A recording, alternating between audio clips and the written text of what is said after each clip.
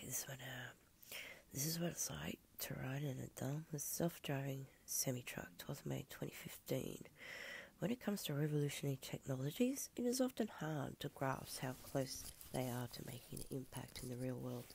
That's why I was so surprised when last week I found myself riding shotgun in an 18-wheeler. Big rig that flipped the switch and the steering wheel drove itself down the highway at Las Vegas. I was in a Freightliner Inspiration, the world's first road-steady self-driving truck. It uses a highway pilot system that parent company Daimler, which hosted the event, first previewed when it announced it was first testing the Mercedes future truck in 2025. Future truck 2025. Self-driving cars are another one of these technologies that aren't as far out on the horizon as, say, a flying car. There's something we've learned a lot about in the last few years, and many companies are working on them. Putting this technology into the trucking world raises a whole new crop of problems. However, regulatory and political barriers are preventing states from even allowing this to be tested. And aside from that, there are massive technical challenges that stand in the way of the whole system working too. But that didn't stop Daimler from making a monumental deal out of its own entry into the market. Daimler, which had bought over 40% of the US trucking market, brought nearly 200 members of the press to a parking lot adjacent to the Las Vegas Motor Speedway. We passed through a giant arch that read Freightliner Proving Ground and found an oasis of giant white tents.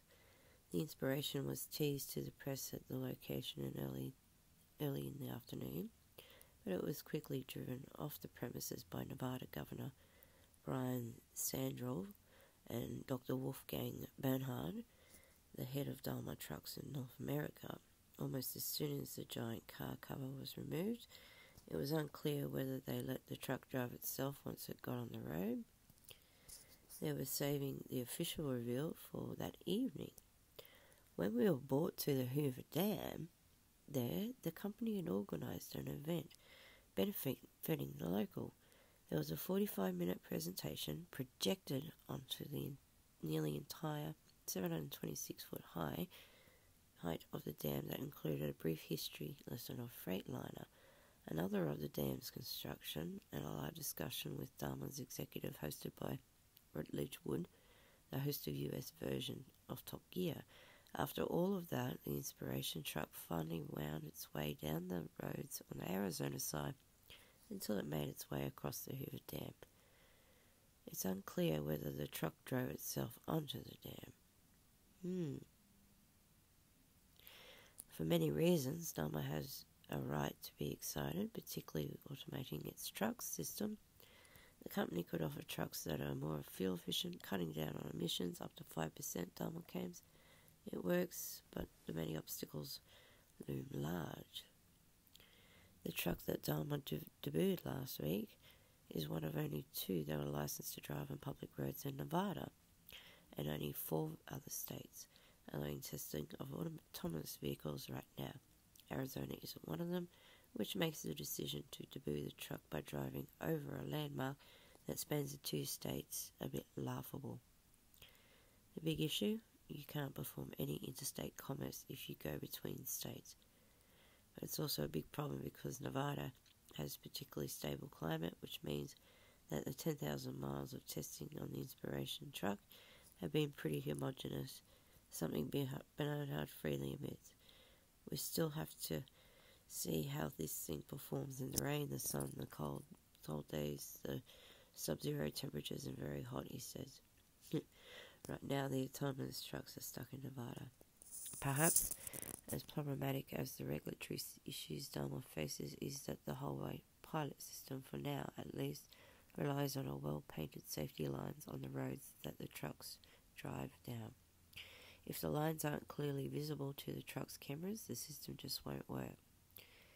That might sound like a bit of a negligible issue, but we are seriously bad at maintaining our infrastructure as a country.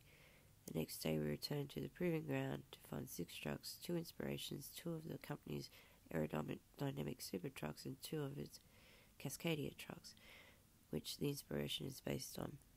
I hopped into inspiration and found a Spartan futuristic cab. There was a dynamic full-colour LCD display in front of the driver, a Samsung Galaxy 4 Tab S4 to his right, embedded into the smooth dashboard with curbed down to hardwood floors. The Freightliner driver took us out of the Speedway grounds and onto the Nevada State Route 604. Less than a mile down the highway, the truck alerted him that the highway pilot system was available. He tapped a button, took his hands and feet off the wheel and pedals, and our 20-ton vehicle was driving itself. We meandered down the right lane of the SR 604 until we met with Interstate 15, which took back to the Speedway. All on and off ramps were handled manually, which meant only a portion of the drive was autonomous. For the most part, the ride was unremarkable, which is essentially the whole point. There was just one slight curve, the SR 604, that could afforded the only uneasy movement.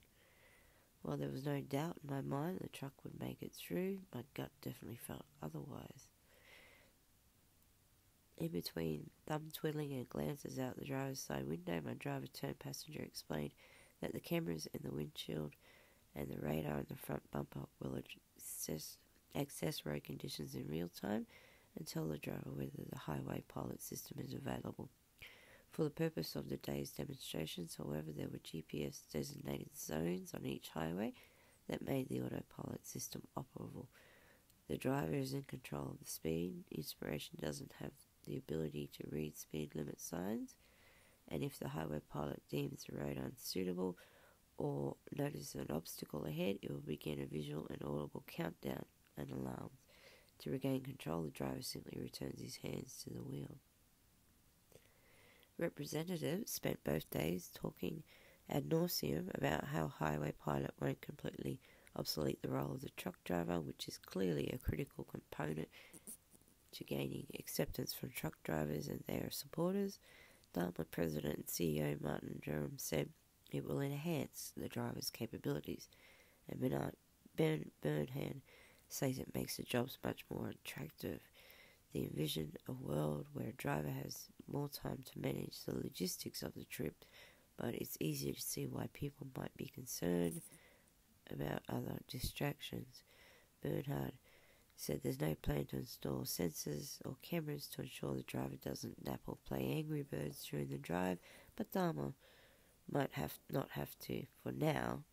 Even with the autopilot engaged, accident liability remains with the driver.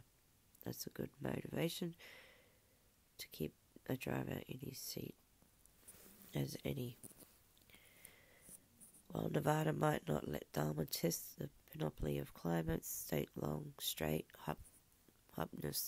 hypnosis-inducing road, did not let the company test drivers' drowsiness. The results of our research are very clear, Bernhard said.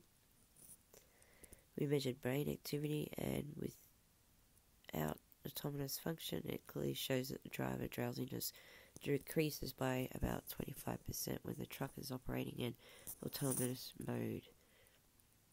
That's a big deal because driver fatigue is one of the leading causes of hundreds of thousands of truck crashes that happen annually, and the result of some 4,000 deaths. Gee, that's high. As the Inspiration truck drove us down the sun-baked highway, it was easy to see how the semi-autonomous capabilities could help.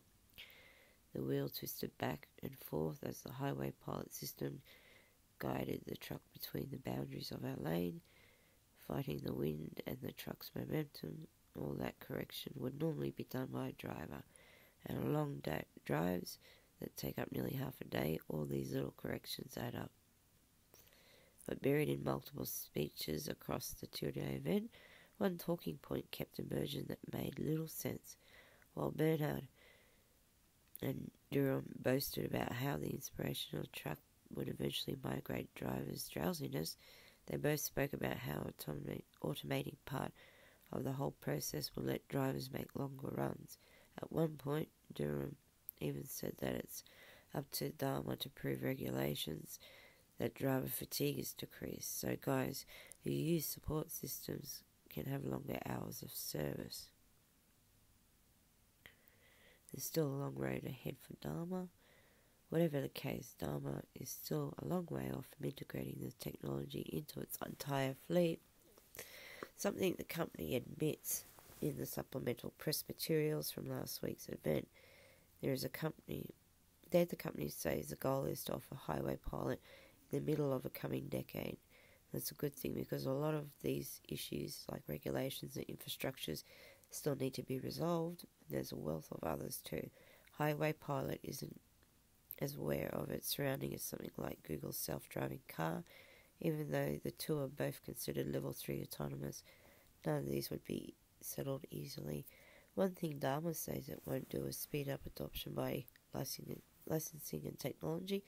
Not only could that cut into its stranglehold on the market, the company claims that since it's been specifically built to run with its own drivetrain, highway pilot would require much too much retooling for other trucking companies to integrate. So until Daimler's autopilot is fully developed, its drivers will have to tackle the highways the old-fashioned way, stay awake at all costs.